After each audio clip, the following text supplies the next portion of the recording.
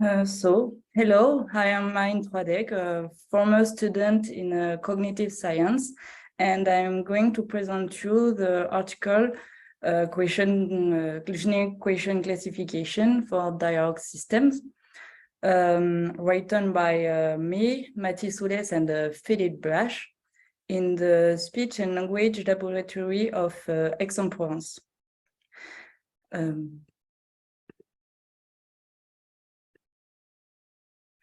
This article was written in the context of the development of a dialogue system for a virtual reality platform.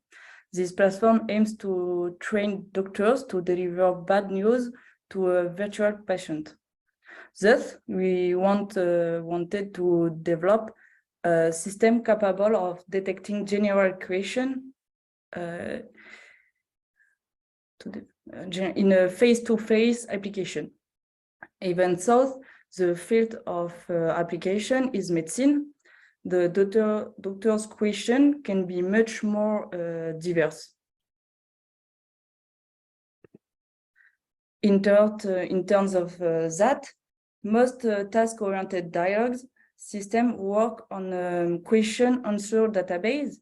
In other words, a detect question is associated with a predefined answer in the system. Our systems will not work in the same way. The doctor's sentence in a general are used to enrich a patient-specific database. The question will first be sorted by type to know the type of answer expected. Then the keywords of the question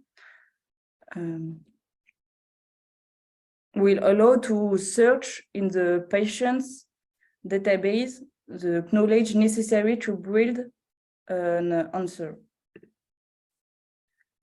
The question, the detection of a question is an essential issue in this type of system to avoid at all costs that the users perceive it as bad. The veracity of the answer by the system has less impact on the user's perception than the detection. Moreover, the systems must be able to detect and answer the question very quickly to come as close as possible to the real condition of a conversation. So the detection of a question in a natural language is crucial for the effectiveness of the doctor training system.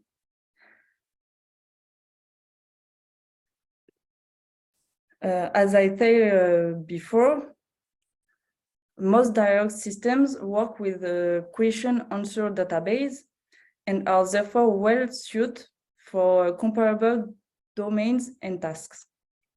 To build this type of system, it is necessary to have a very large corpus, which is almost impossible to obtain for our task. However, the function of the system is interesting. Is interesting. Sorry. They use a two-step hierarchical classification. The first is a cross classification into 6 classes, and then find into 50 classes. Other papers propose hierarchical classification with a very large number of classes, up to 300, for example. But for this example, only 8 of these classes are alone represent 20% of the topics. The majority of the article use feature morphosyntactic information with words, part of speech, chunks, and end chunks, and semantic information with naming entities and related words. With this type of feature and hierarchical classification, they obtain a score of 98.8% for the coarse classification, and 95% for the fine classification. Based on these different works, we decide to write a generic classifier based on the typology of a linguistically motivated question. This classifier is hierarchical in 2 steps, where we were able to study and experiment with different combinations of characters, right? Trying to obtain a classifier capable of obtain an accurate and robust classification of free conversation. The interest of focusing on the number and combination of features used is to reduce the processing time of the system as much as possible. For this purpose, we created a database of more 35,000. It contains a sentence without question and question of all types. It is made up of a conversation between doctors and patient, free conversation between friends, open and closed questions. It should be noted that this database are not only oriented toward the field of medicine, which will allow us to obtain a generic classification system. We then cleaned up the data by, among other things, removing punctuation. We also removed question marked by prosody, and prosody, because prosody is not a part of our system due to processing time problems. As our system does not use speech information, it will not be able to recognize question marked only phonologically. As our database was very unbalanced, we applied a class rebalancing method by over and under sampling our data.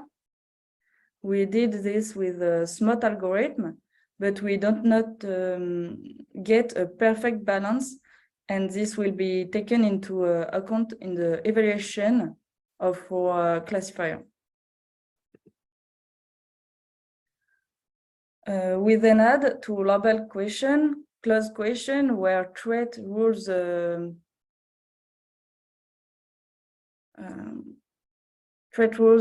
such as subject verb, inversion, and open question with a sentence of interrogative particles. We then checked all these questions by hand to so that there will be no labeling errors in training and evaluation.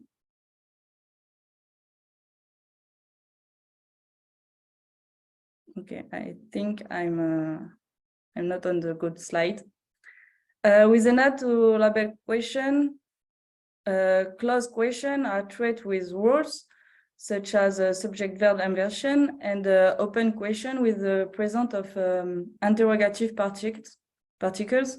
We then checked all these questions by hand so that there would be no labeling errors in training and evaluation.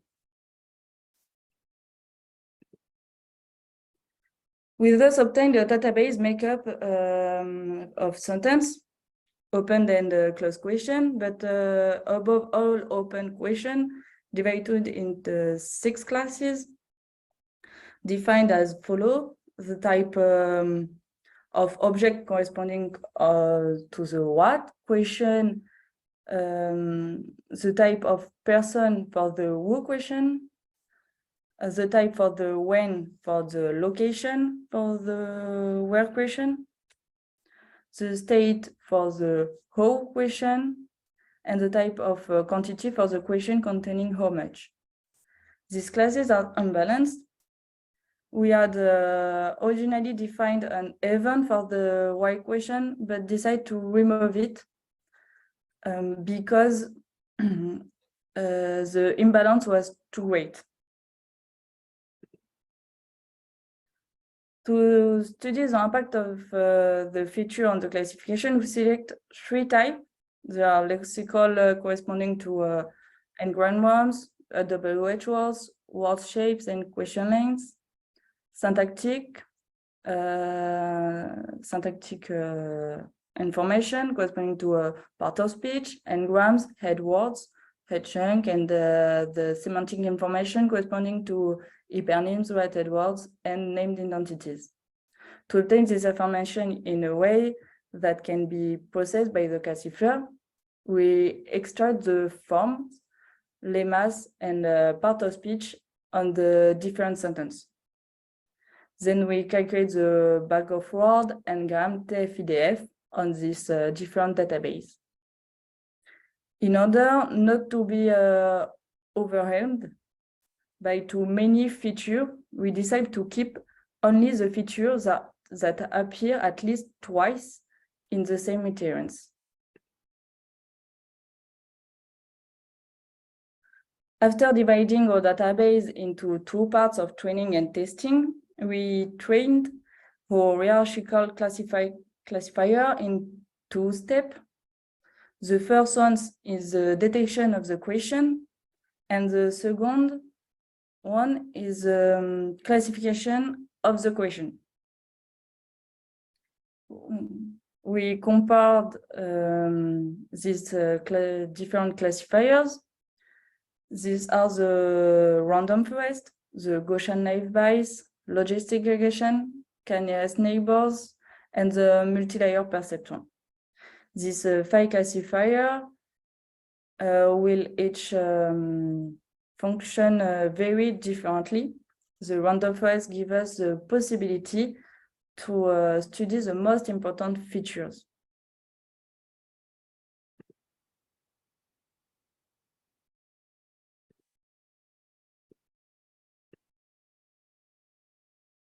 For the evaluation, we used 4 different performance calculations. These are the 10-fold cross validation, which weight the evaluation on 10 evaluation sets. The Cohen-Kappa score to check that the classification is not due to chance, and the F1 score to evaluate the importance of the error of the model compared to its accuracy. In addition, we also evaluate the balanced accuracy because our classes, despite the rebalancing, are still unbalanced.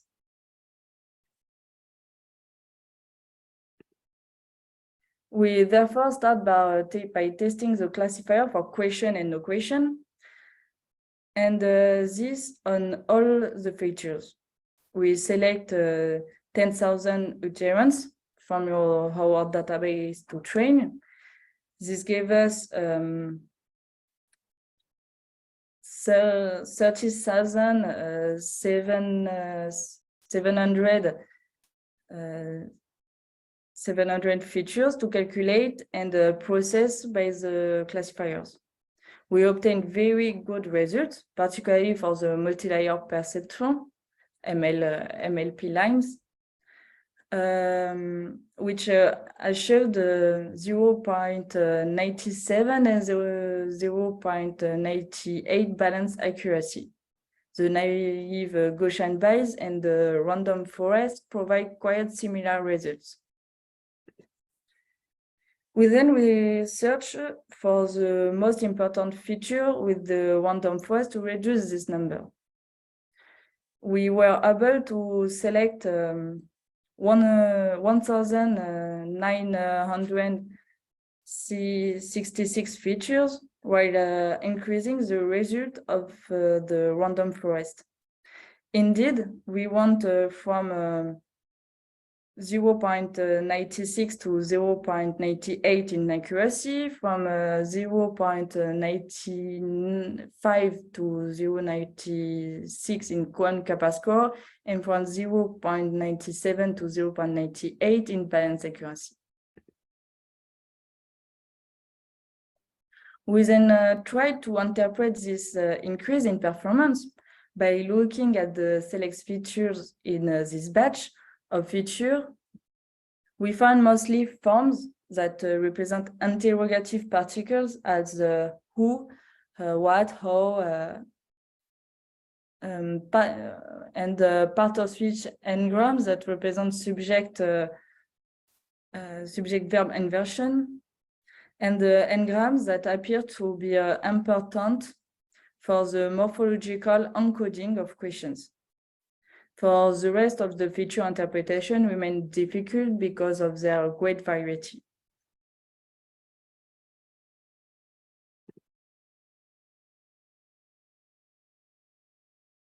As the increase observed on the random forest was not generalized to the other classifier, we tried to assign the most important feature by type to type, choosing an arbitrary importance threshold, allowing us to reduce the number, but to select enough to keep a high performance.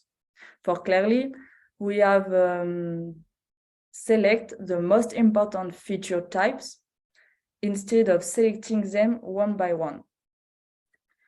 We end up with 7 types of feature. They are the following: form and lemma bigrams TF-IDF, form bigram part of speech TF-IDF, form and lemma TF-IDF, part of speech bag of word encoding, and part of speech bigram encoding in TF-IDF.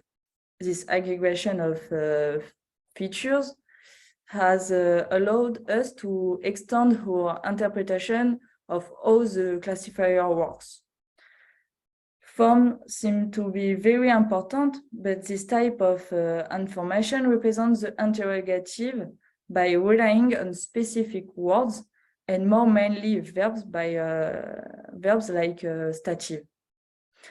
Bigrams also play an important role in classification. They are associated with word sequence and the particular arrangement found in the construction of a question.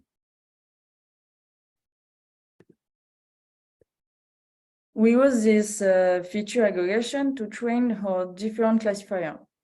We then obtain the best result for the classification of the first step for the random forest and the multi-layer perception, the first and the last lines of this table, and obtaining scores of 0.99 and a balance accuracy of 98. We then focused on the second stage of the classifier, that is a question of the type of that is a detection of the type of question. Here again, we use 10,000 questions for training and the same 5 classifiers. We start by using all the calculate features. Our best result was a random forest with a F1 score of 0.97. As in the first classification phase, we looked for the best features to select using the random forest. We end up with 4,000 features. We compared this result with the same feature aggregation from the first step. The fact of keeping the same features means that we do not have to compute more features and thus save processing times. But here the aggregation did not allow us to obtain a significant improvement in the score of the different classifiers. However, the performance with aggregation is still very good and exploitable. From this different analysis, we could see that large number of features does not allow to improve the result if they do not provide relevant information to the system, and that this information, relevant or not, can be partially interpreted. Indeed, semantic information does not provide the element to decide whether a sentence is a question or not. but the morphosyntactic structure of a question are important and can be detected and processed by the system, especially for a closed question with a specific verb, such as auxiliaries and modals, but also particular structures with a subject-verb inversion. For closed question, it will be mainly lexical information that will play a role in their detection and classification with the presence of specific interrogative particles.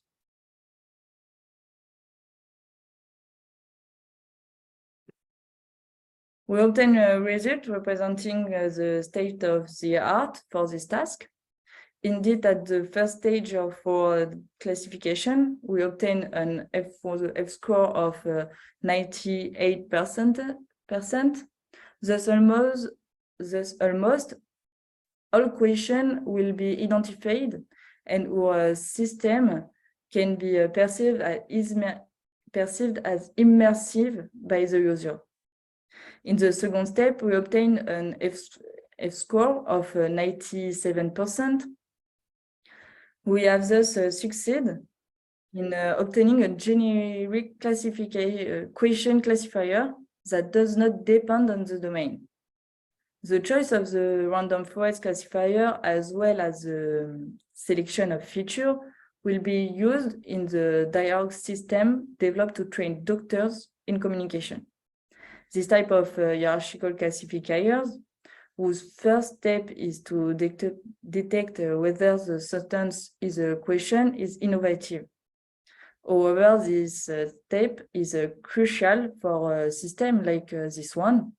It is decisive for the behavior of the avatar and therefore for the acceptability and consequently on the influence it will have on the user to know how to communicate correctly with patients. I have finished, and do you have any question?